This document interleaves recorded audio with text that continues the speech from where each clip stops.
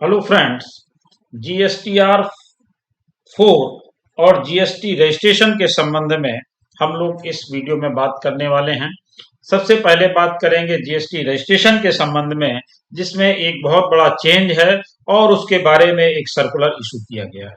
इसके साथ ही साथ हम बात करेंगे जीएसटीआर 4 की, जिसमें जो निगेटिव लायबिलिटी की समस्या थी उससे संबंधित प्रश्न लोगों के बहुत सारे हैं, उसके संबंध में बात करेंगे। तो सबसे पहले आइए हम लोग बात करेंगे जीएसटी रजिस्ट्रेशन में जो चेंज आया है। जीएसटी रजिस्ट्रेशन में जो लोग रजिस्ट्रेशन करा करके गायब हो जाया करते थे और दूसरी फर्म खोल लिया करते थे, उससे संबंधित एक सर्कुलर जारी हुआ है, उसके संबंध में हम लोग बात करने वाले हैं। तो आइए सबसे पहले देखते हैं कि वो जो सर्कुलर है वो क्या है। देखिए, जैसा कि इसमें दिया हुआ, under the goods and service tax act registration process has been simplified as a part of ease of doing business. यानी जब गुड्स एंड सर्विस टैक्स आया था उस समय ये विचार किया गया था कि जो लोग रजिस्ट्रेशन लें उनको रजिस्ट्रेशन प्रोसेस में किसी भी प्रकार की कोई दिक्कत का सामना ना करना पड़े, इसलिए उसको बहुत ही सिंप्लीफाई किया गया था। जैसा कि आप लोगों को मालूम भी है कि जब ये जीएसटी आया था तो हम लोग रजिस्ट्रेशन के लिए जब भी एप्लीकेशन देते थे तो 3 दिन के अंदर हमारी वो एप्लीकेशन अप्रूव हो जाती थी और हमें जीएसटी का रजिस्ट्रेशन नंबर प्राप्त हो जाया करता था। उससे हमें बिजनेस करने में बड़ी आसानी थी, बहुत जल्दी नंबर मिल जाता था और हम अपना रजिस्ट्रेशन दे करके अपना आईटीसी क्लेम करने के लिए काम करने लगते थे। लेकिन अब जैसे जैसे ये समय बीता वैसे वैसे बहुत सारे लोगों ने उस सुविधा का लाभ उठाना शुरू किया और उस सुविधा का जब लाभ उठाने में कुछ ऐसे लोग भी थे जो उसका मिसयूज कर रहे थे। तो उसी के संबंध में इन्होंने ये बात की है कि without undergoing the process of pre verification of business premises, यानी बिजनेस प्रेमाइसेस का प्री वेरिफिकेशन होता था, यानी वेरिफिकेशन किए बिना ही नंबर जारी कर दिया जाता था और बाद में उसका प्लेस का वेरिफिकेशन हुआ करता था। Taking advantage of the same, many unscrupulous persons have taken multiple registration to indulge in a bill trading activities, causing loss of revenue to the state exchequer. अब उसका इम्पैक्ट हुआ ये कि जो लोग गलत मंशा से रजिस्ट्रेशन ले रहे थे, यानी बिलिंग का काम करने के लिए रजिस्ट्रेशन ले रहे थे, उनको भी बड़ी आसानी से रजिस्ट्रेशन प्राप्त हो जाता था और वो इसका मिसयूज कर रहे थे, यानी कि केवल बिल जारी करने का काम कर रहे थे।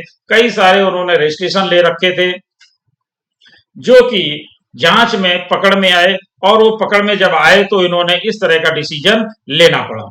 इन अवर state 771 bill traders involving revenue of rupees 1,648 crore have been detected by the department and their registration were cancelled.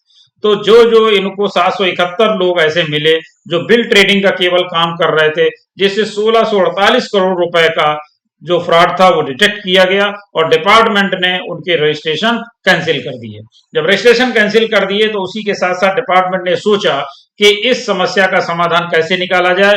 उसके लिए इन्होंने आगे ये बताया है तरीका, जो हम लोग आगे डिस्कस करेंगे कि किस तरीके से डिपार्टमेंट काम करेगा, किस तरह से ऐसे लोगों को डिटेक्ट करेगा और जो लोग रजिस्ट्रेशन लेंगे उनको इन चीजों का ध्यान देना पड़ेगा। And action is being pursued on the beneficiary in order to prevent the potential bill traders applying for the registration. The following instructions are issued. जैसा कि ये आप देख पा रहे हैं कि ये जो सर्कुलर है ये कहाँ का है, टीएनजीएसटी का। हालांकि स्टेट ऑफ तमिलनाडु का है, लेकिन commissioner of state tax Tamil Nadu notification number 06/2022 dated 7 जून 2022, लेकिन इसी तरह के सभी स्टेट के द्वारा जारी किए जाने चाहिए और उन लोगों को भी इन चीजों में ध्यान देना चाहिए कि कैसे इस फ्रॉड को रोका जाए, क्योंकि जो लोग सही काम करने वाले हैं उनको रजिस्ट्रेशन तुरंत प्राप्त हो सके और इन ऐसे फ्रॉड करने वाले लोगों की वजह से ऐसी समस्याएं उत्पन्न होती हैं जिसकी वजह से जो सही काम करने वाले लोग हैं उन्हें भी रजिस्ट्रेशन समय से प्राप्त नहीं हो पाता है।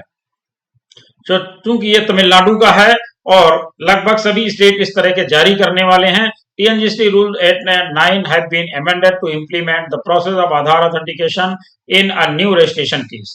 तो जो नया रजिस्ट्रेशन लेना है वहां पर आधार ऑथेंटिकेशन किया जा रहा है, अपने यहाँ यूपी में भी किया जा रहा है और भी बहुत सारे स्टेट्स में किया जा रहा है। तो provided that where the proper officer with the approval of an officer authorised by the commissioner not below the rank of assistant commissioner deems it fit to carry out physical verification of places of business। तो यहां पर ये इस बात पर जोर दे रहे हैं कि जो यहां पर कम से कम असिस्टेंट कमिश्नर की रैंक का अधिकारी होगा वो उस प्लेस पर जाएगा जहां का रजिस्ट्रेशन दिया जा रहा है और उसका फिजिकल वेरिफिकेशन करेगा। यानी जिस प्लेस का रजिस्ट्रेशन दिया जा रहा है वहां का रजिस्ट्रेशन देने के लिए वहां पर फिजिकल वेरिफिकेशन करने के लिए कम से कम असिस्टेंट कमिश्नर की रैंक का अधिकारी वहां पर जाएगा और उसका फिजिकल वेरिफिकेशन करेगा। The registration shall be granted within 30 days of submission of application।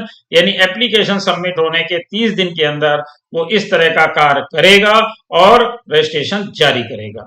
After physical verification of the place of business in the presence of the said person in the manner provided under Rule 25 and verification of such documents as the proper officer may deem fit।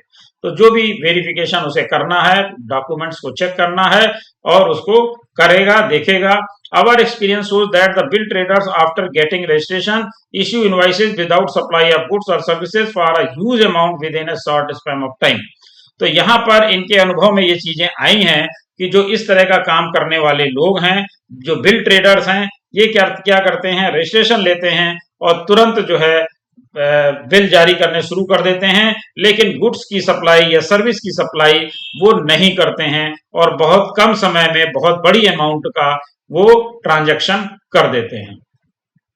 Knows about the bill trading activities only when he files return on the 20th day of the subsequent month, by which the time he disappears from the declared place of non-existent even from the date of registration।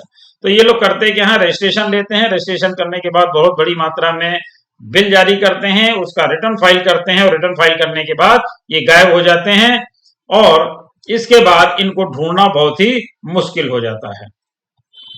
Hence, it is imperative that the department has to strengthen the scrutiny of the new registration application in a robust manner to identify the bill traders at the entry level itself।